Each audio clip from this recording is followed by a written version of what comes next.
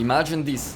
You are just chilling in black zone camps, specking up some weapons, when suddenly a ganker jumps on you out of nowhere. How did they see me before I saw them? There was no name tag on the edges of the screen. Like, why didn't I see them and they saw me? Is this some kind of radar hacking? Well, technically it kinda is, but it also isn't. And it's completely legal to use. I will show you how the gankers use this against you, how you can use this against other people, and how you can defend against it. There's not one, but two radars that you can legally use. Both of them are located at the side of your head and they are called your ears. This technique is based on the fact that in Albion you can hear things before you can see things. Let's see this in practice. I will now shut up for a bit and let's listen to this gameplay footage, preferably with some headphones.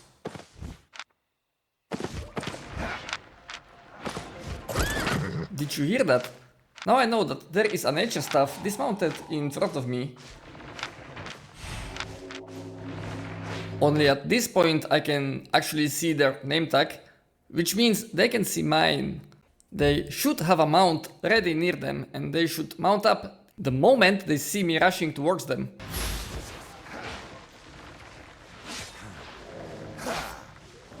But they didn't do any of that. They didn't have their mount ready, they did not mount up. And now I've caught them with their pants down. Good luck trying to outrun royal boots, especially without any invis potions or any escaping capability whatsoever. The open world camps are a dangerous place. Gankers will often roam the map, checking each of the camping sites one by one. First they dismount, they then have a listen, and if they hear someone, they pop invis. Did you hear that? I did. There is a battle axe in there.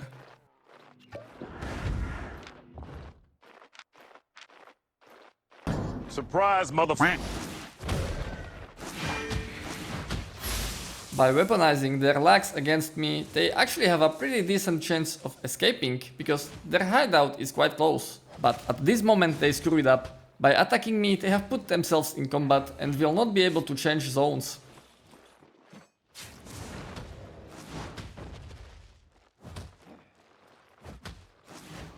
So how are you supposed to defend against this? In both of these clips, you have seen my targets do some mistakes, but they had a solid chance of getting away. This is the case most of the time. There is some skill expression required on both sides. The side of the ganker and the side of the ganky, the ganked person. And if you are this person that's being ganked, there are 3 strategies that you can employ to increase your success in Albion open world. The first strategy, and arguably the worst one, is to simply die every time. And I know this sounds stupid, but hear me out. So what you do is you take on a very cheap set and you optimize it for mob clearing speed. You just go from camp to camp, you do big and risky pulls, and you stash your loot frequently. If gankers find you, there's nothing you can do, but it doesn't matter because you can just simply buy another cheap set and repeat the whole process. If by the end you make more than you lose, it's a success. Another great benefit of this method is that it's just such a chill content. You can play some music in the background or some podcast or Twitch because you don't care if you die. I was testing this in zones near Tet4 portal and I found this to be surprisingly safe. This is because my clearing speed was really fast, so there wasn't a big window of opportunity for gankers to actually gank me. I spent like a minute in each camp. I bought a set for 120k and I made my money back twice on the very first run. On my second run I actually got invaded, but I had my mount near, so by some miracle I managed to run away. And I came back with another hefty profit of 200k. On my third run I only found books, so just 80k of profit. On the fourth run I got lucky and found a 5+3 arcane staff, so more than half a mil of profit. And finally on the fifth run I picked a fight with a player, which you're not supposed to do with this method, but I like fighting so I couldn't resist. Unfortunately I was on the useless queue, so that contributed to my loss. And we had a nice fight, so that was worth it. But if I didn't pick the fight, if I just continued doing camps, maybe I would make even more money. To prove the point, of this method, this is enough, I think. It's a good reminder that if someone joins right now, In the end, I made more than 1 million of silver in profit. And this all took like, I don't know, 40 minutes, half an hour. It's kinda busted, maybe they will nerf it, but until then, you can totally use this.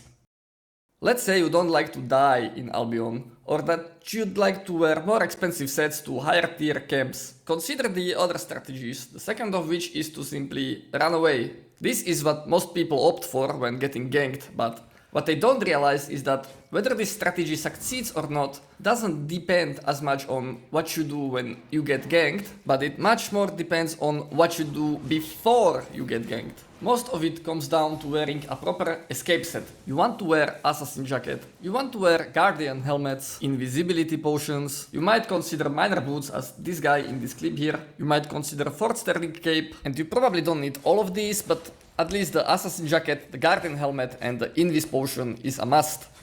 When you get ganked wearing this, you first activate your assassin jacket to give yourself some space and time to think about what to do next. If your mount still exists at this point, you first pop your guardian helmet and then you mount up. The reason for the guardian helmet is that taking damage to your shield doesn't count as actually receiving damage, so you can mount up without interruptions. By the way, notice this exclamation mark. This means that there's an invisible player in here. It appears anytime you dismount near a player, whether they are invisible or not.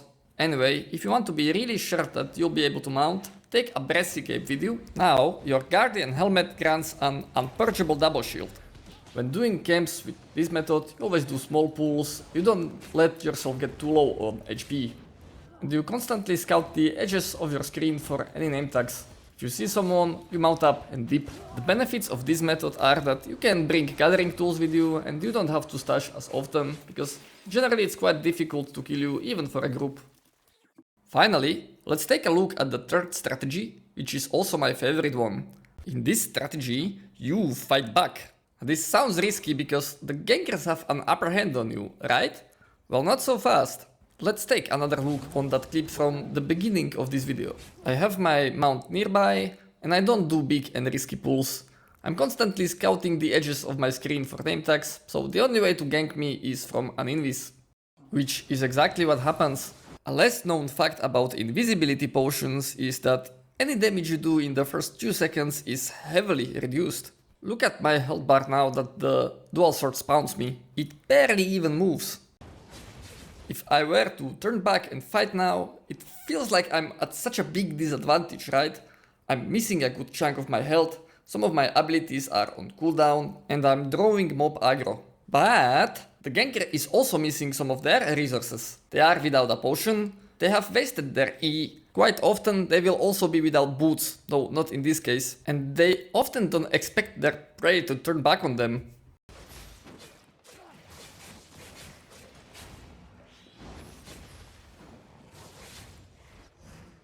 And I'm not doing my best play here, but neither are them, so we are actually having a good and fair fight right now. You might be asking, okay, but what if there's more of them? And of course, if there's a group of Gankers or if the IP difference is too big, yeah, then you might have to resort to some of the other two strategies. But my reasoning is that right now I only see a single Ganker and it feels winnable, so I'm going to try. If his friends show up, then I start running away. But until that happens, I assume it's just a solo Ganker. By the way, you can combine the second strategy with the third one. Like, you can wear assassin jacket and guardian helmets. These are good PvP pieces as well. So you can just hide in your jacket and then decide if you wanna take the fight or not. Do keep in mind that Gankers have their builds optimized for catching you and dismounting you. That means they are not very much optimized for PvP fights. If you get them to use all of their abilities to dismount you, you start the fight with a big advantage, because you have all of your resources, and they have none.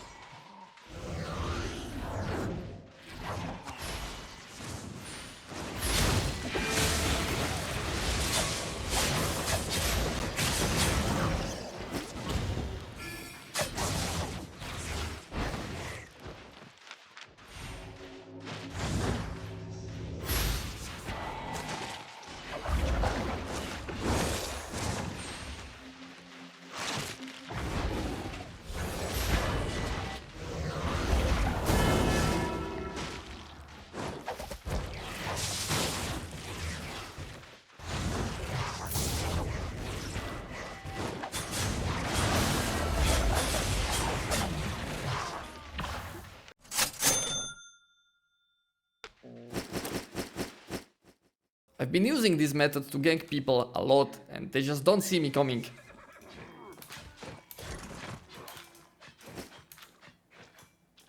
Hopefully I've exposed the method now, but people don't always understand how I saw them before they saw me, so I've been accused of using an actual radar hack a few times now. I've never used them because cheating in video games is giga cringe, but it shows me that people in the Albion community believe that radar hack is a much bigger problem than it actually is, so let me talk about this a little bit. Radar hacks are shit, all of them, and it's technically impossible to make them any good. And I will explain why that is, but first let's understand how radar hacks actually work. The game servers send packets with information to your client application, so to the game installed on your PC or mobile. And in these packets there is information about where game entities appear, so information like there is a player at this position, there is a resource node here, stuff like that. The radar hacks somehow get to these packets and they show you the information before you are actually supposed to see them. But the server doesn't send you the information about the entire map. There is no need for that, so to save network traffic, the server only sends information about what's happening around your player. And you can sometimes see this if you are on an elevated space and look into the distance. For example, you can see that elemental there disappearing. This is not just a graphical thing. The information about its position actually isn't sent over to my client when I'm too far away from it. Since there is no information about these entities, there is no technical way for a radar hack to detect them, not even in theory. So doesn't matter how smart the hack creators are, and these are very smart people creating these hacks, no doubt about that. But even the best programmer hacker in the world cannot give you information that doesn't exist. So what exactly do radar hacks show you? Well, they show you stuff around your player, the same distance that you could hear. But they will not show you people on the map, they will not reveal invisible units. I've tried to find videos showcasing the actual radar distance, and in all of them they conveniently turn off name tags, so you cannot really compare how much of an advantage this gives you compared to what would you see normally. It certainly shows the same distance as what you can hear. I guess it gives some advantage, but it's nothing game breaking, nothing as bad as what people claim. Certainly not something that you should risk your account for and potentially install malware in your PC. I've been playing this game almost every day since EU launched, and I cannot reliably say that I've met a single person using a radar hack. Like, maybe I did, but I wouldn't know about it. The technique that you see on the screen right now is a much better explanation for most of the accusations.